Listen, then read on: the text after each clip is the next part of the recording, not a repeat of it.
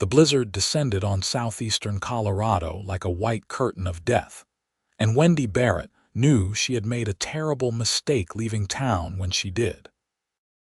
Her wagon lurched violently as the wheels caught on a hidden rut beneath the rapidly accumulating snow, and she cried out as pain shot through her swollen belly.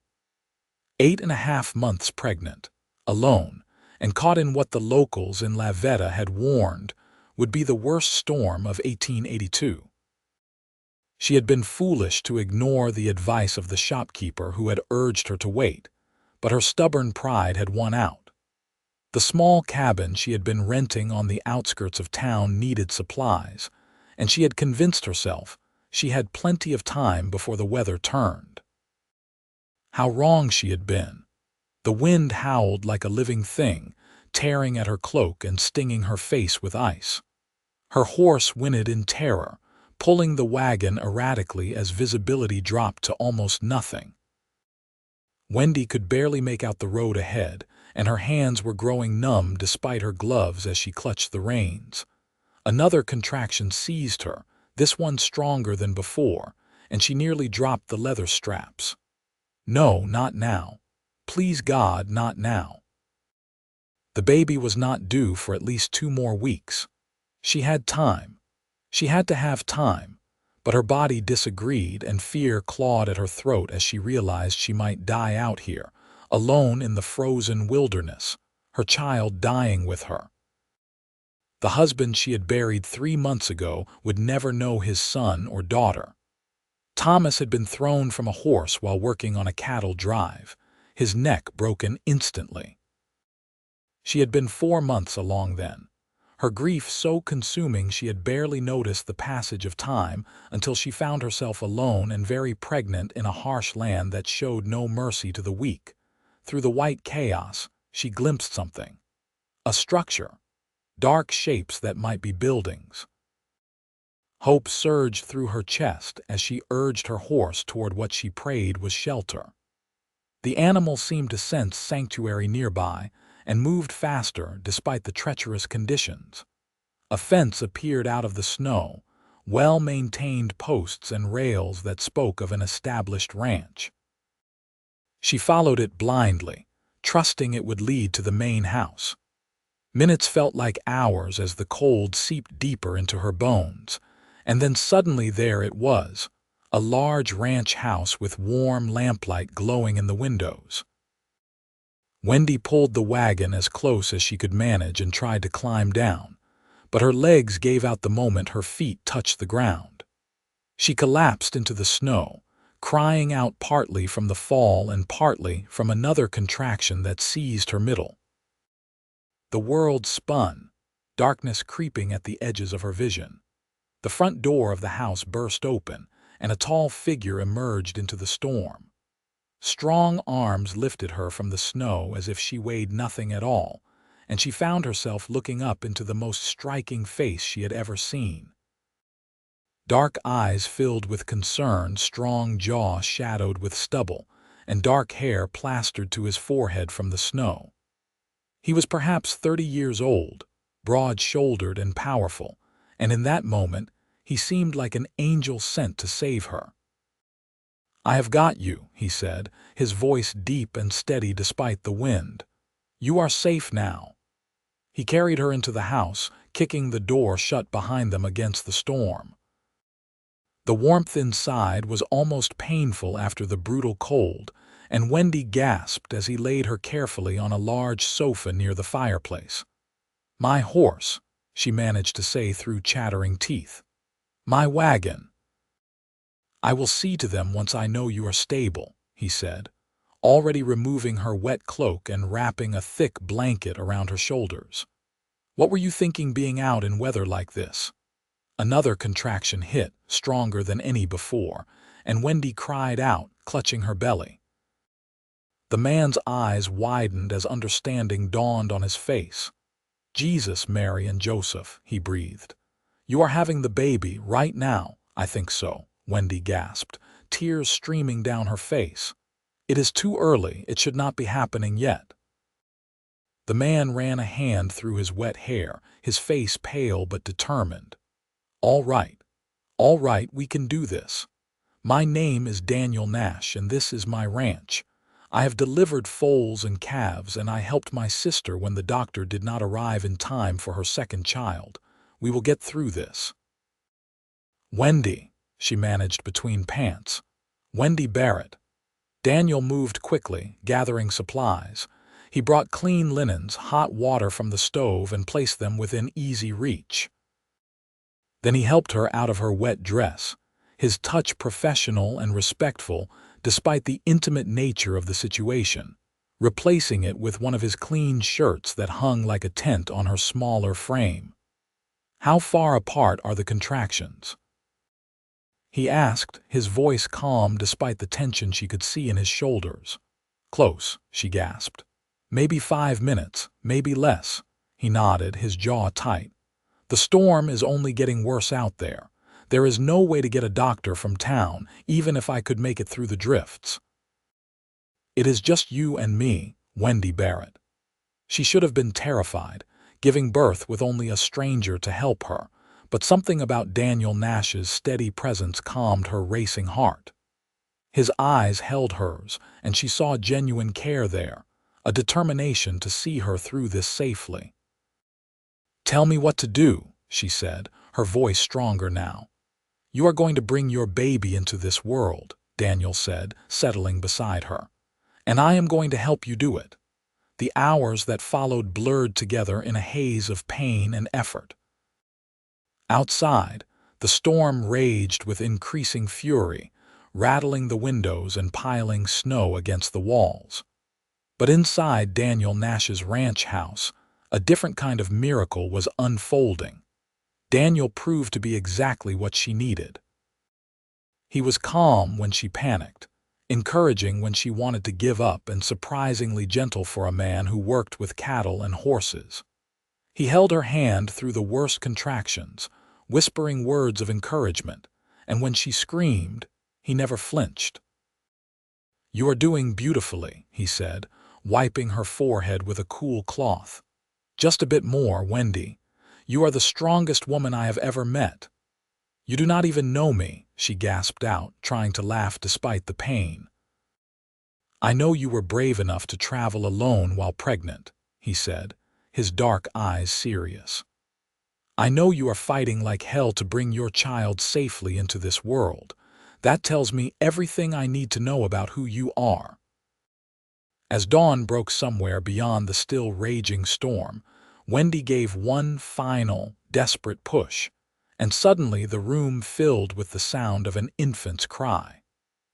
Daniel moved quickly, his large hands surprisingly deft as he cleaned the baby and wrapped it in soft cloth.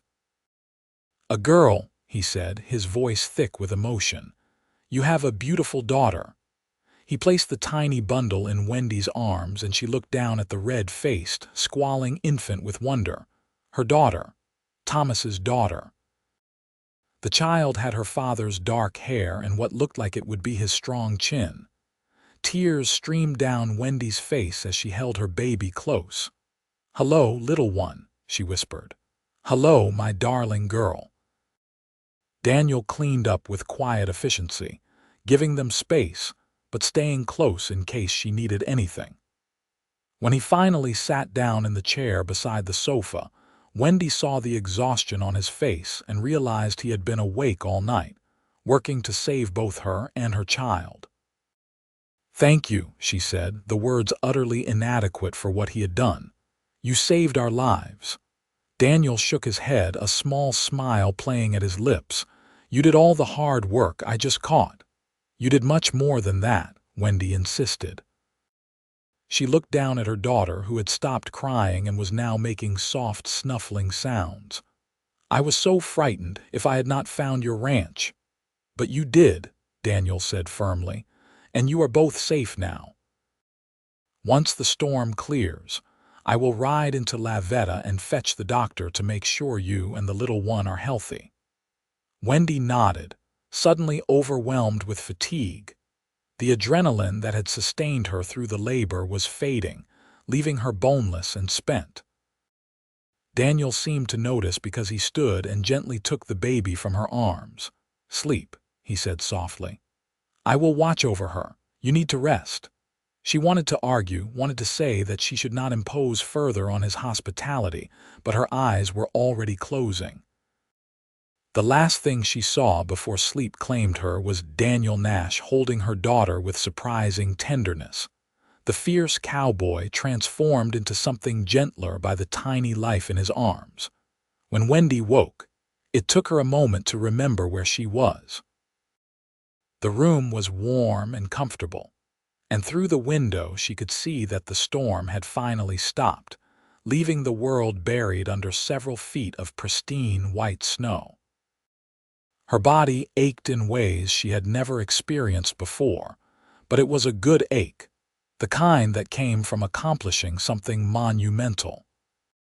She heard soft sounds from across the room and turned her head to see Daniel sitting in a rocking chair, her daughter cradled in one arm while he fed her with a rag dipped in warm milk. He was humming something low and tuneless, his entire attention focused on the baby. "You are a natural," Wendy said, her voice hoarse from sleep and screaming. Daniel looked up, a slight flush coloring his cheeks as if embarrassed to be caught being so gentle. "She was fussing, and you needed to sleep. I remembered my sister using this method before her milk came in." Wendy struggled to sit up, and Daniel immediately set the baby in a padded basket he must have retrieved from somewhere before bringing Wendy a cup of water. She drank gratefully, only then realizing how parched she was. "How long did I sleep?" she asked. "About 6 hours," Daniel said. "It is early afternoon now. The storm stopped about 2 hours ago, but the snow is deep. It will take some time before the roads are passable again." "I am sorry for the imposition," Wendy said, though the thought of going anywhere felt impossible right now. "Once I am able, I will return to my cabin." Daniel's expression darkened slightly. "You said you have a cabin on the outskirts of La Veta," she nodded. "It is small, but it was all I could afford after my husband passed." Something shifted in Daniel's face, a mixture of sympathy and understanding. "I am sorry for your loss. May I ask what happened?" Wendy found herself telling him everything. About Thomas, about the accident, about struggling to make ends meet in the months since his death. She had not talked about it with anyone, keeping her grief locked tight inside, but something about Daniel Nash made the words spill out. He listened without interrupting, his dark eyes kind and patient. "That cabin," he said slowly when she finished. "I know the one you mean. It is practically falling down, and it has no proper heat source for winter." "It has a small stove," Wendy protested weakly, though she knew he was right. The cabin was barely habitable, and she had been dreading spending the winter there with a newborn. "You cannot take a baby there," Daniel said firmly. "Especially not in this weather. It is barely shelter for one person, let alone a woman recovering from childbirth and an infant." "I do not have anywhere else to go," Wendy said, hating the way her voice cracked. "I have no family here, and what little money Thomas left is nearly gone." Daniel was quiet for a long moment, and then he said something that shocked her. "Stay here." Wendy stared at him. "What?" "Stay here at the ranch," Daniel repeated, his voice growing more certain. "At least until you are fully recovered and the baby is stronger. I have plenty of room, and I could use help around the place anyway. You could earn your keep cooking and mending once you are up to it, and you would be safe and warm." "I could not possibly," Wendy started to say, but Daniel held up a hand. "Before you refuse, think about what is best for your daughter," he said, glancing at the baby sleeping peacefully in her basket. "Think about her spending the coldest months of winter in that drafty cabin with no proper heat or supplies. I am offering you a practical arrangement, nothing improper. You need a safe place to recover, and I could genuinely use the help. My cooking is terrible, and my shirts are all missing buttons." Despite everything, Wendy felt a laugh bubble up in her chest. She looked at this man who had saved her life, who had delivered her baby with such care, who was now offering her shelter without asking for anything inappropriate in return. Every practical bone in her body told her to accept, even as her pride wanted to refuse. What would people say? She asked quietly. A widow living with an unmarried man. La Veta is not so small that everyone knows everyone's business, Daniel said. And those who matter will understand it is a practical arrangement. I will ride into town once the road's clear and make sure everyone knows I am employing you as my housekeeper. There is nothing scandalous about that. He was right, of course. Plenty of ranchers employed women to help with domestic work, especially men without wives. And the alternative was potentially freezing or starving in that terrible cabin. All right, Wendy said finally, but only until spring. Once the weather breaks and I am able to work properly, I will find other arrangements. Daniel nodded, though something in his expression suggested he was not as concerned about the temporary nature of the arrangement as she was. Until spring, then. The next few weeks passed in a blur of adjustment and healing. Daniel proved to be as good as his word, treating her with nothing but respect while ensuring she had everything she needed. He converted a small bedroom on the first floor into a nursery of sorts, moving his own room upstairs to give her privacy. He brought her meals while she was still recovering, and never once made her feel like a burden. Wendy, for her part, found herself drawn to this quiet, capable man in ways she had not expected. She watched him handle her daughter with such tenderness, and saw the way his stern exterior softened whenever the baby was near. He had named himself Uncle Daniel, and the title seemed to bring him joy. Once she was strong enough to be up and about, Wendy threw herself into making the ranch house into a proper home. She had not been exaggerating about his cooking, and the state of his clothes suggested he had been batching it for quite some time. She mended every shirt and pair of trousers she could find, taking satisfaction in the useful work. She cooked hearty meals that made Daniel's eyes light up with appreciation, and she cleaned and organized with the kind of energy that came from wanting to prove her worth. But it was the small moments that began to change something between them. The way Daniel would come in from working with the cattle, covered in snow and exhausted, but would always stop to check on the baby before even removing his coat. The way Wendy found herself listening for his footsteps, feeling the house was too quiet when he was not there. The way their hands would brush when passing dishes at dinner, and neither would immediately pull away. One evening, about 3 weeks after the storm, Wendy was sitting by the fire with her daughter, whom she had finally settled on naming Rose after Thomas's mother. Daniel came in from securing the barn against another incoming storm, stamping snow from his boots. "It is bitter out there," he said, moving to warm his hands by the fire. "We are in for another rough night."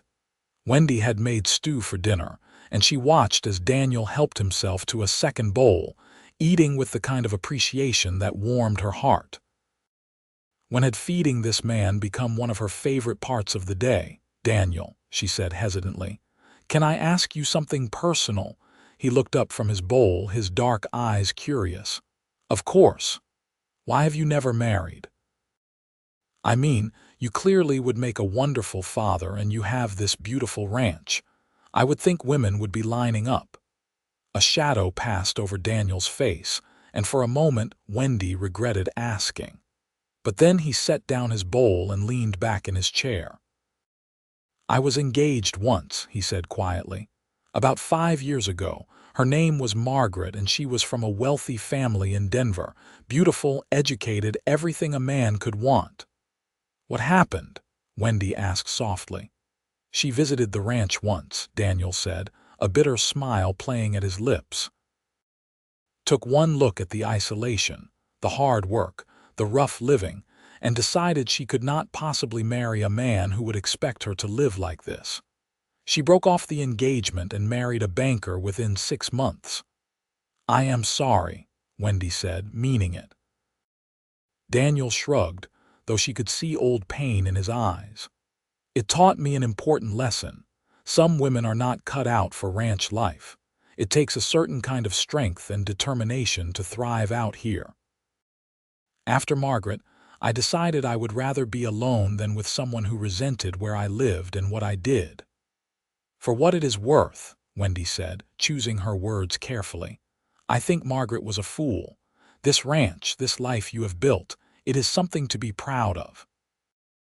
And any woman worth having would see that." Daniel's eyes met hers across the fire, and something electric passed between them. "Any woman." Wendy felt her cheeks heat, and she looked down at Rose sleeping in her arms. "Yes," she said softly, "any woman." The tension between them continued to build as winter deepened. They fell into an easy routine, working together to maintain the ranch house and care for Rose.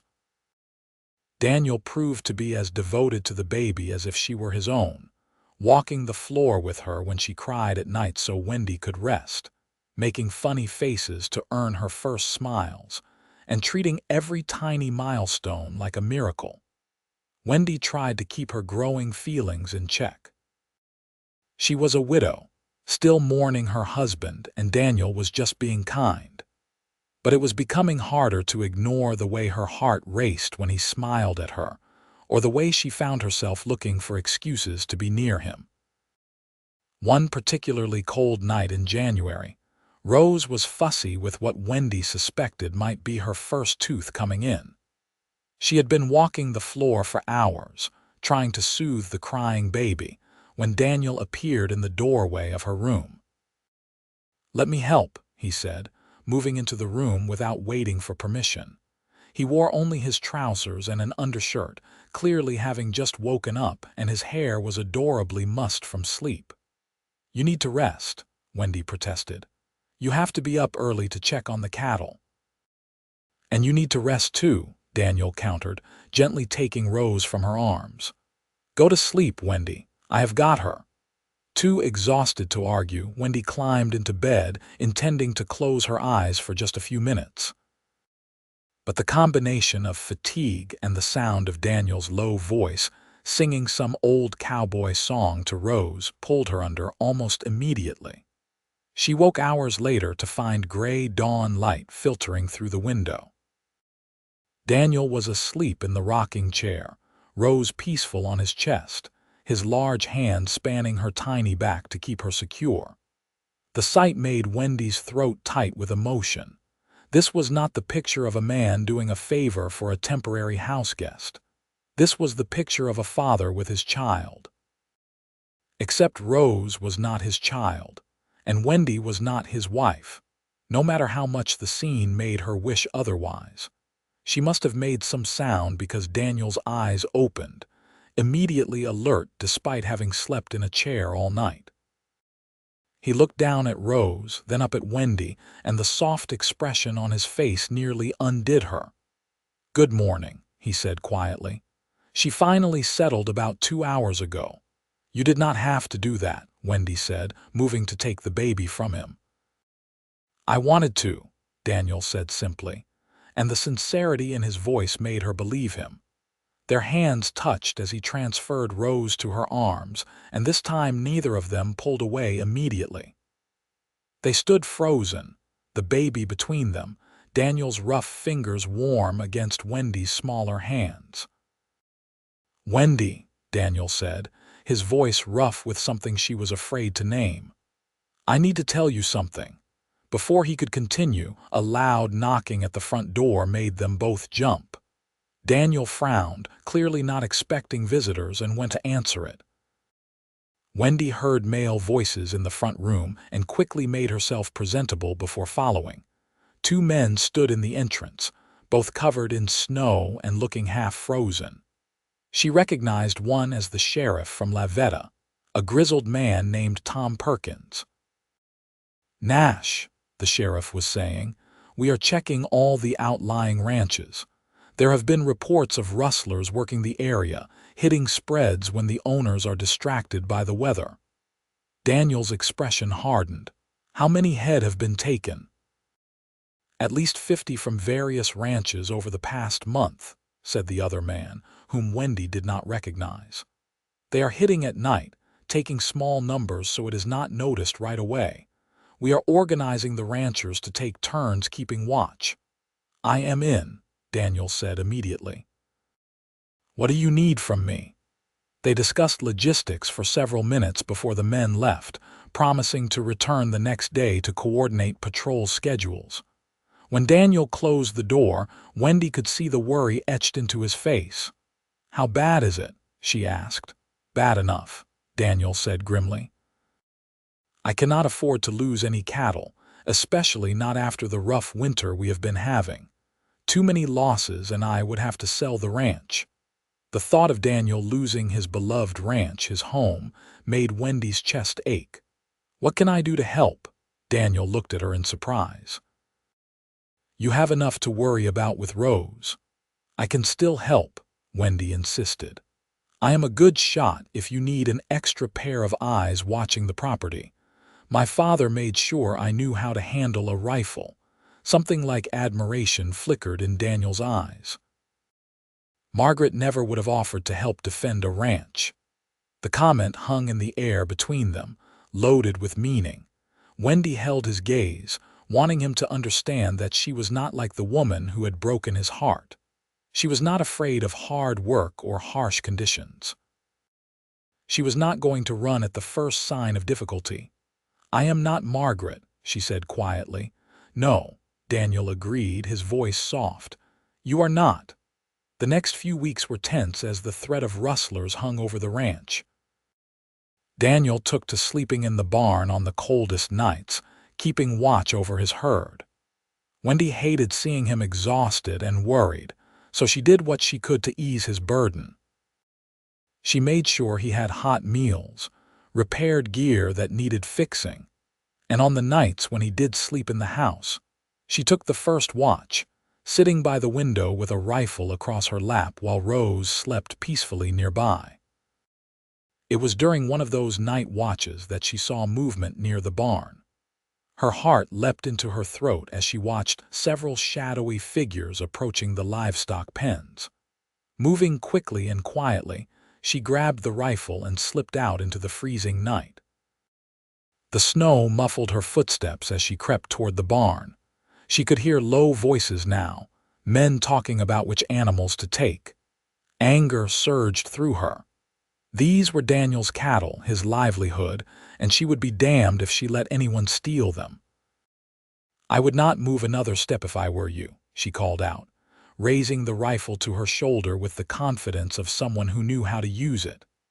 The rustlers spun around, clearly not expecting resistance, and certainly not from a woman. There were 3 of them, rough-looking men with faces hardened by a life of crime. Well, well, one of them said, his voice oily. Looks like Nash got himself a woman. Pretty little thing, too. Why do not you put down that gun, sweetheart, before you hurt yourself? The only person getting hurt will be you if you do not get off this property right now, Wendy said, her voice steady despite her racing heart. The man laughed and took a step toward her. She did not hesitate. She fired a shot into the snow at his feet, the crack of the rifle echoing in the still night. The man jumped back with a curse. The next one goes between your eyes, Wendy said calmly, already working the lever to chamber another round. The barn door burst open and Daniel came running out, his own rifle at the ready. His eyes took in the scene, widening when he saw Wendy holding 3 men at gunpoint. You heard the lady, Daniel said, his voice cold as the winter air. Get off my property. The rustlers exchanged glances, clearly calculating their odds. Between 2 armed defenders and the very real possibility that the gunshot had alerted neighbors, they apparently decided discretion was the better part of valor. This is not over, one of them growled as they backed away toward their horses. "Yes, it is," Daniel said flatly. "Sheriff Perkins has been watching for you bastards. You show your faces around here again, you will end up in a cell or a grave." The men rode off into the night, and Wendy finally allowed herself to lower the rifle, her hands shaking with delayed fear and adrenaline. Daniel was beside her in an instant, taking the gun from her trembling fingers and pulling her against his chest. "That was the bravest and most foolish thing I have ever seen," he said, his voice rough with emotion. "You could have been killed." "So could you," Wendy said, her words muffled against his shirt. "I was not going to let them steal from you, Daniel. I was not going to let them take what you have worked so hard to build." He pulled back enough to look down at her, his dark eyes intense in the moonlight. "Why? Why do you care so much?" "Because," Wendy said, the words tumbling out before she could stop them, "because I love you, you stubborn man. I love this ranch, I love the life here, and I love you." Daniel went very still, his eyes searching her face as if looking for any hint of doubt or deception. "You love me?" "Yes," Wendy said, past the point of trying to hide her feelings. "I know I am a widow and I should still be in mourning, and this is probably completely inappropriate, but I cannot help how I feel. You saved my life. You delivered my daughter. You have given us a home and made us feel like family, and somewhere along the way I fell completely in love with you." "Thomas," Daniel said slowly. "Your husband, do you still love him?" Wendy considered the question carefully, wanting to be honest. "I will always care for Thomas. He was a good man, and he gave me Rose. But what I felt for him was comfortable and safe. What I feel for you is like standing in a thunderstorm.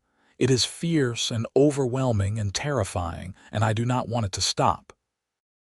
Daniel made a sound that was half laugh, half groan, and then he was kissing her. His lips were cold from the night air but warmed quickly against hers, and Wendy melted into him, her arms wrapping around his neck. The kiss was everything she had imagined and more, full of passion and promise and a hunger that matched her own. When they finally broke apart, both breathing hard, Daniel rested his forehead against hers. "I have been in love with you since you called me an angel while half frozen in the snow," he said. "I have been fighting it, telling myself you were grieving and vulnerable and I had no right to have these feelings. But God help me, Wendy Barrett. I love you with everything I have." "Then stop fighting it," Wendy said, rising on her toes to kiss him again. They stood in the snow, wrapped in each other's arms until the cold finally drove them back inside. Rose was still sleeping peacefully, unaware of the drama that had unfolded outside. Daniel built up the fire while Wendy made coffee, both of them stealing glances at each other like lovesick teenagers. "So, what happens now?" Wendy asked as they sat together on the sofa, her body tucked against his side like it belonged there. "Now," Daniel said, pressing a kiss to the top of her head, "we do this right. I court you properly, and when enough time has passed that it is respectable, I am going to ask you to marry me." "And if I do not want to wait for respectable?" Wendy asked, tilting her head to look up at him. Daniel's eyes darkened with desire, but he shook his head gently. "Then I will remind you that you deserve to be courted and wooed and treated like the remarkable woman you are. I will not have anyone in La Veta thinking I took advantage of a widow in need. When we marry, it will be with our heads held high and no doubts in anyone's mind that this is a true love match." Wendy felt tears prick her eyes at his words. After Thomas's death, she had felt adrift and alone, convinced that part of her life was over. But Daniel was offering her not just security or convenience, but genuine love and respect. "You are a rare man, Daniel Nash," she said softly. "I am just a man who knows what he wants," Daniel replied. "And what I want is you and Rose and a life together on this ranch." I want to wake up next to you every morning and fall asleep with you in my arms every night. I want to watch Rose grow up and give her brothers and sisters. I want to build a family with you, Wendy. A real family." "Yes," Wendy breathed. "Yes to all of it." They sealed the promise with another kiss, this one slower and deeper, full of all the hope and love they both felt. Outside, the wind howled and the snow continued to fall, but inside Daniel Nash's ranch house, two hearts had finally found their home. The rest of the winter passed in a haze of happiness. True to his word, Daniel courted Wendy properly, bringing her wildflowers he somehow found even in the snow, reading to her by the fire in the evenings, and treating her with a respect and tenderness that made her fall deeper in love with him every day. Word of the rustlers' attempted theft and Wendy's brave defense spread through the county, earning her a reputation as a woman not to be trifled with. The sheriff caught the gang a few weeks later trying to hit another ranch, and they were sentenced to prison, ending the threat to the area's livestock. When spring finally arrived, melting the snow and bringing new life to the land, Daniel took Wendy on a picnic to a beautiful spot overlooking the ranch. Rose, now 4 months old and thriving, gurgled happily in Wendy's arms as Daniel spread out a blanket. "I have been thinking," Daniel said as they ate the lunch Wendy had packed, "about what you said about waiting until it was respectable to propose." "Oh," Wendy said, her heart beginning to race. "6 months have passed since your husband died," Daniel continued, taking her hand in his. "And while some might say we should wait longer, I find I do not particularly care what some think. I love you, Wendy Barrett. I love Rose as if she were my own daughter, and I do not want to spend another day not being your husband." He reached into his pocket and pulled out a ring. It was simple but beautiful, a gold band with a small sapphire that caught the spring sunlight. "This was my mother's," Daniel said, his voice thick with emotion. "She gave it to me before she died and made me promise to only give it to a woman who was worthy of the Nash name. A woman with strength and courage and a heart big enough to love this harsh land as much as I do. Wendy, will you marry me? Will you be my wife and let me be a father to Rose and build a life with me?" Wendy was crying now, happy tears streaming down her face as she looked at this wonderful man who had saved her life and captured her heart. "Yes," she said, her voice breaking with joy. "Yes, Daniel, I will marry you." He slipped the ring onto her finger and it fit perfectly, as if it had been made for her. Then he kissed her, sweet and tender, while Rose made happy baby sounds between them. They were married a month later in the small church in La Veta. Wendy wore a simple but lovely dress that Daniel had insisted on buying her, and Rose wore a tiny white gown that made her look like an angel. Daniel's friends and neighbors filled the pews, all of them smiling their approval at the match.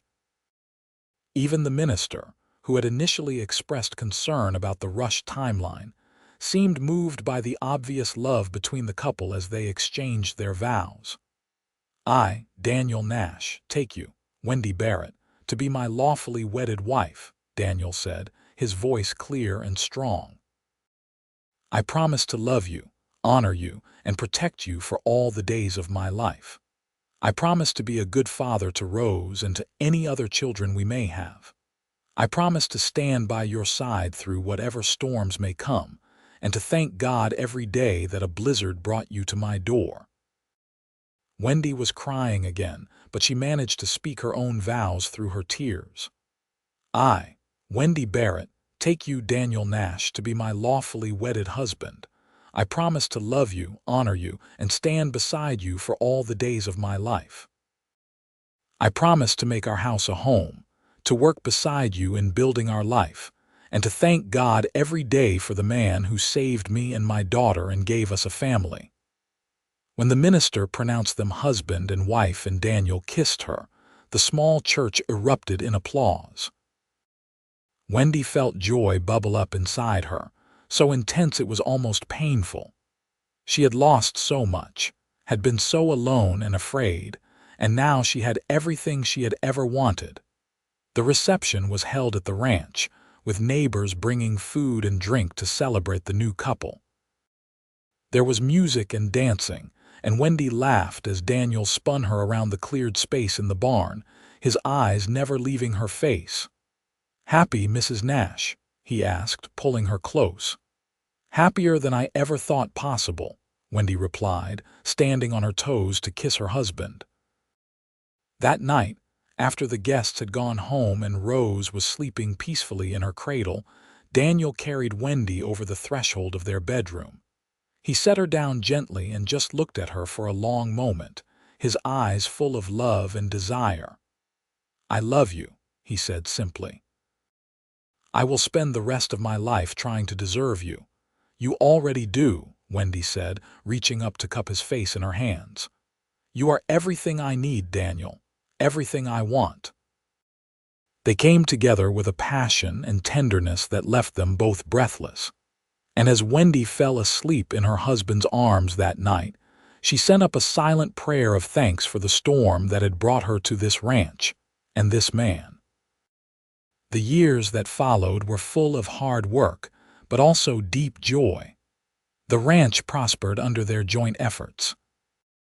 Wendy proved to be as capable with the business side of ranching as she was with domestic matters, helping Daniel keep accurate records and even negotiating better prices when they sold cattle. Together, they built something bigger and better than either could have managed alone. Rose grew into a spirited, intelligent child who adored her father and brought light wherever she went. Daniel legally adopted her when she was 2 years old, and she grew up knowing no other father. He told her about Thomas as she got older, making sure she knew about the brave man who had helped give her life. But there was never any doubt in Rose's mind about who her real daddy was. When Rose was 3 years old, Wendy gave birth to a son they named David. He had Daniel's dark eyes and strong features, and from the moment he was born, Rose appointed herself his protector and guardian. 2 years later, another son arrived, whom they named James. The house that had once been so quiet was now filled with the sounds of children laughing and playing. Daniel proved to be everything Wendy had known he would be as a father. He was patient and kind, but firm when needed.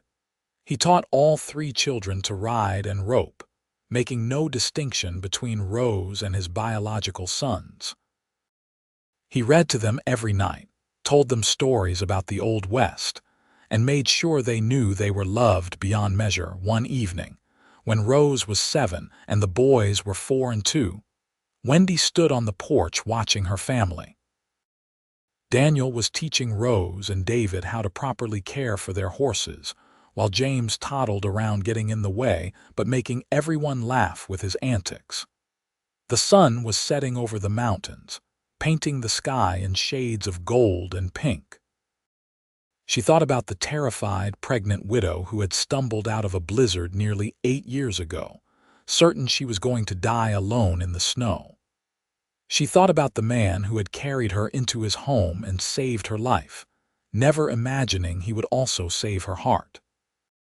"You look like you are thinking deep thoughts," Daniel said, coming up behind her and wrapping his arms around her waist.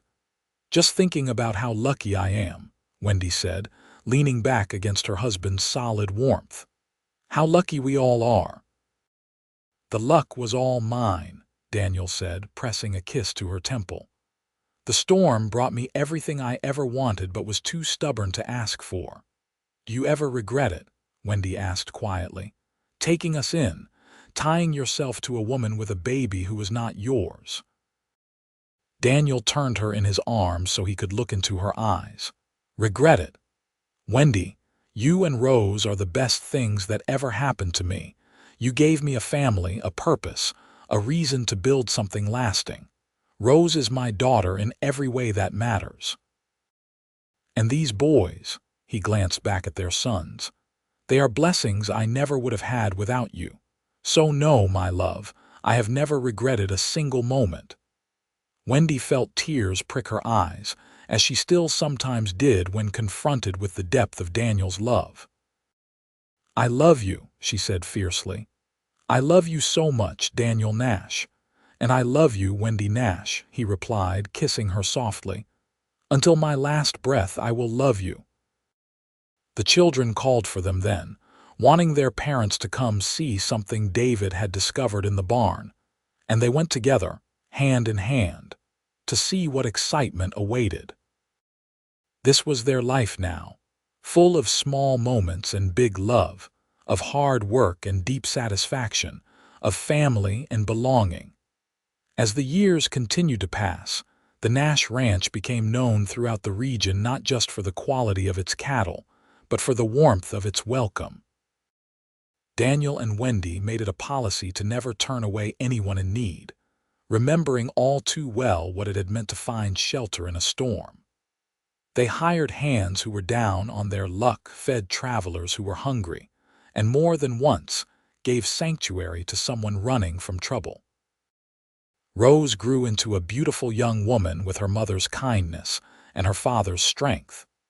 She married at 22 to a good man from a neighboring ranch, and Daniel walked her down the aisle with tears in his eyes, unable to believe his little girl was grown. But he gained not just a son-in-law but a true friend in Rose's husband. And when Rose's first child was born, a boy they named Thomas after her biological father and Daniel after the man who raised her, Wendy and Daniel held their first grandchild with wonder. David took to ranching like he was born to it, working alongside his father from the time he was old enough to sit a horse properly. He eventually took over much of the day-to-day operations, allowing Daniel to slow down a bit as he aged. James, always the creative one, became a skilled carpenter and helped expand the ranch house as the family grew, adding rooms and improvements that made the home even more comfortable. On their 20th wedding anniversary, Daniel surprised Wendy with a trip back to the spot where he had proposed. They rode up together, both of them still comfortable in the saddle despite the passing years. The view was just as beautiful as Wendy remembered, the ranch spread out below them like a patchwork quilt of fields and pastures. "You remember what I said to you here?" Daniel asked, taking her hand. "Every word," Wendy said softly. "You told me you loved me and wanted to build a family." "I meant every word of it," Daniel said. "And I need you to know, Wendy, that every day with you has been better than I imagined. You have made me happier than I ever thought possible." "You saved my life," Wendy said, as she had said so many times before. "No," Daniel corrected gently, as he always did. "We saved each other. I was just a lonely rancher going through the motions before you crashed into my life. You gave me purpose and joy and a reason to build something lasting. You saved me just as much as I saved you." They sat together in comfortable silence, watching the sun set over their land, their children and grandchildren safe in the house below. It had been a good life, a rich life, full of love and meaning.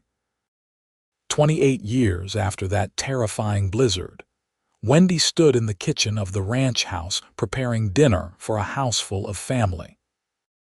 Rose was visiting with her 3 children.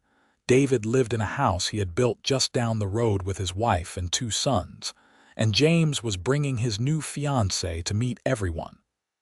The house rang with noise and laughter, exactly as a home should.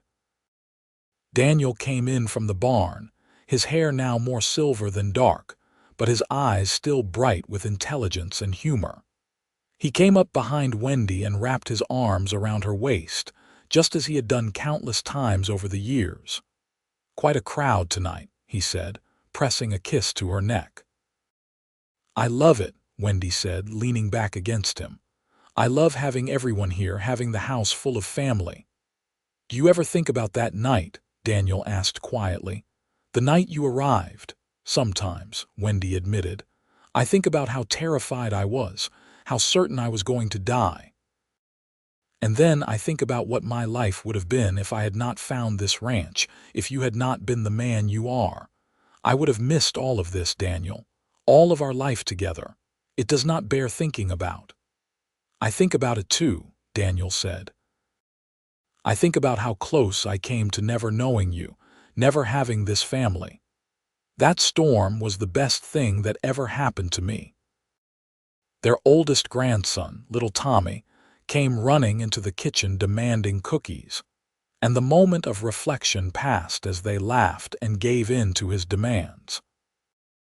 But later that night, after everyone had eaten and the grandchildren were tucked into various beds throughout the house, Daniel and Wendy sat on the porch together watching the stars.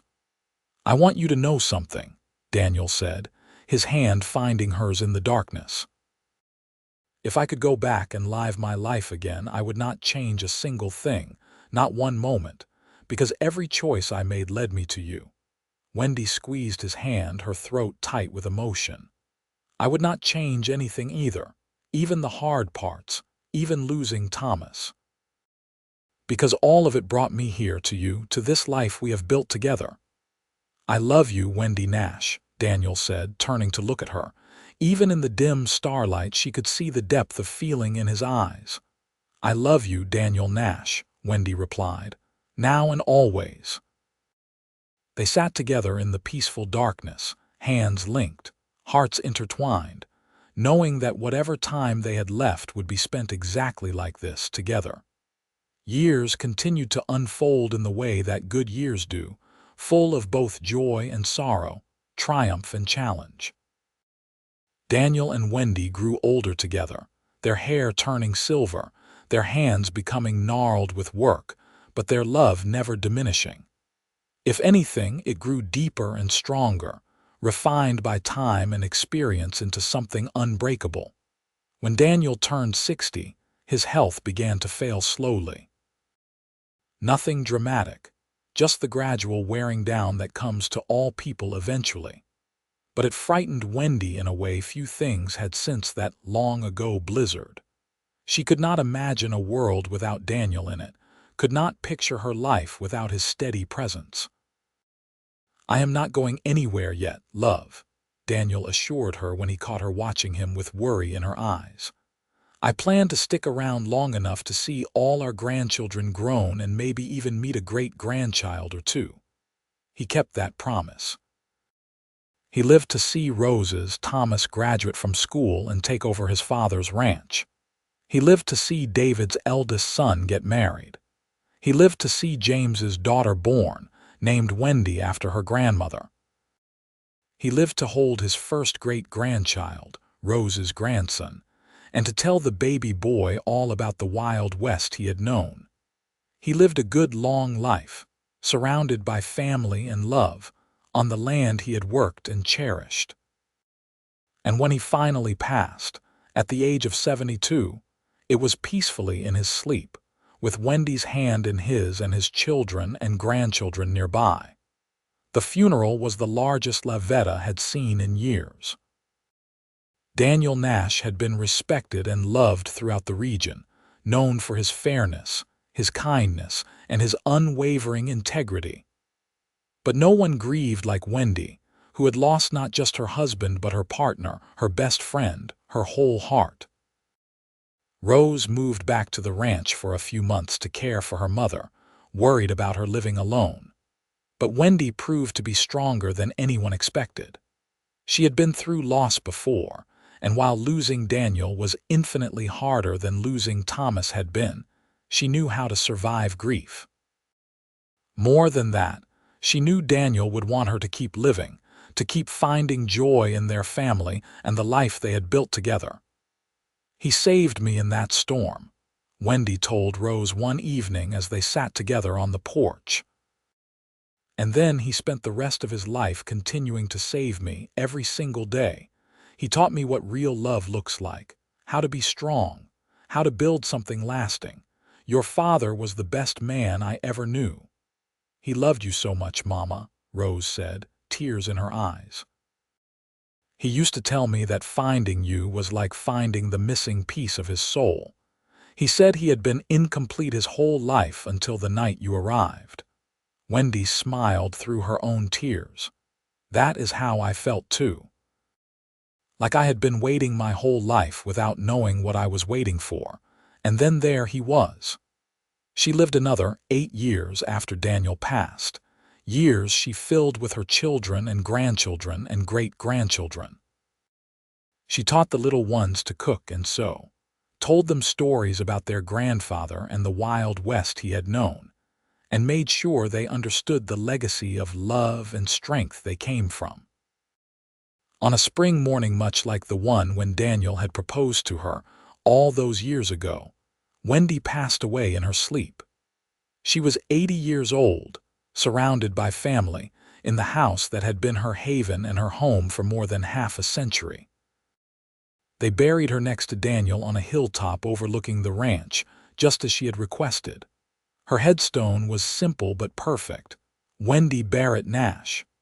Beloved wife, mother, grandmother, she came in a storm and brought a lifetime of sunshine. Rose stood at the grave with her siblings and their families, looking out over the ranch that was their heritage. They had such a love story, she said softly. It started with a blizzard and lasted a lifetime. That is what real love is, David said, his arm around his mother's shoulders. It is not just the dramatic beginning. It is the choosing to love each other every day through everything. They showed us all what that looks like. They built something that will last, James added, gesturing to the thriving ranch and the large family gathered around. Not just the ranch, but the love. That is their real legacy. And he was right. The ranch continued to thrive under the care of the Nash children and grandchildren. The house that Daniel had built and Wendy had made a home stood strong, still welcoming family and friends. And the love story of the cowboy and the woman he saved from a blizzard lived on in the memories and hearts of all who came after them. The townspeople of La Veta would tell the story for generations. About the terrible storm of 1882, about the pregnant widow who had nearly died in the snow, about the cowboy who had delivered her baby and won her heart, about a love that had started in the most desperate of circumstances and grown into something beautiful and lasting. It became a legend, the kind of story that parents told their children and grandparents told their grandchildren.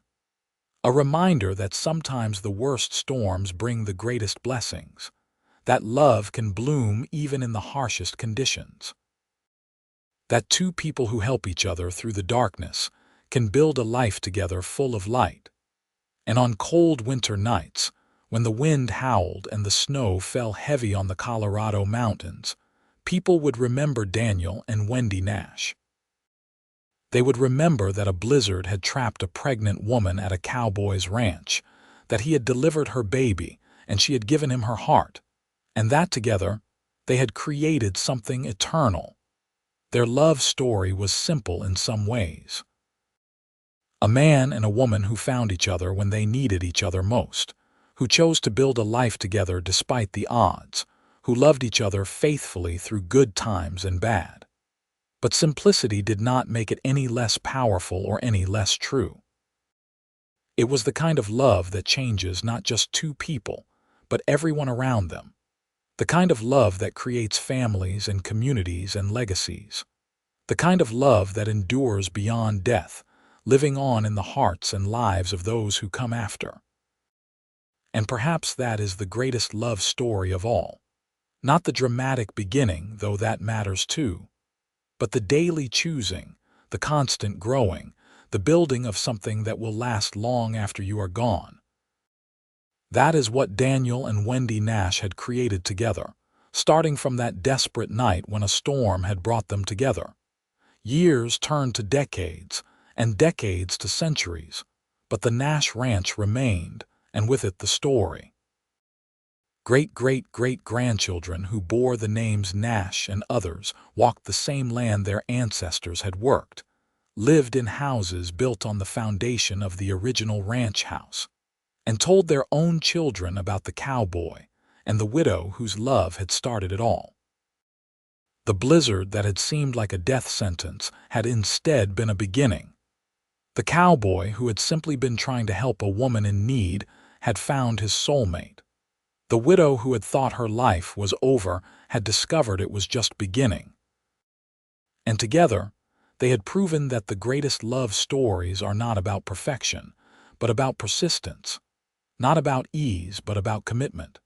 Not about fairy tales, but about the very real choice to love someone through everything life brings. That was the legacy of Daniel and Wendy Nash. A legacy of love that had weathered every storm and emerged stronger. A legacy that would endure as long as there were people to remember their story and be inspired by it. A legacy that proved that sometimes the most powerful love stories start not with a kiss or a glance, but with a simple act of kindness from one human being to another. And in the end, that is what made their story so enduring and so beautiful. It was not just about romance, though there was plenty of that. It was about two people who saw the best in each other and helped each other become even better. Who built something together that neither could have built alone. Who loved not just with passion, but with patience and dedication and unwavering commitment. The storm that had brought Wendy to Daniel's door had been terrifying and brutal. But it had also been the beginning of the greatest adventure either of them would ever know. An adventure called love, called family, called home. An adventure that had lasted a lifetime and created a legacy that would last forever.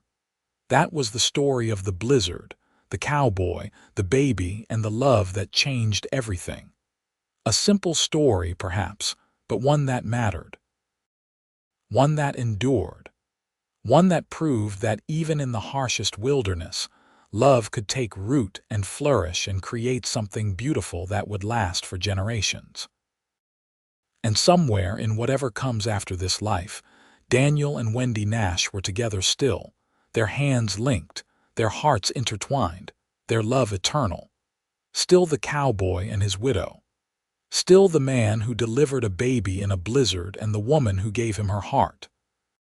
Still and forever, simply two souls who had found their home in each other.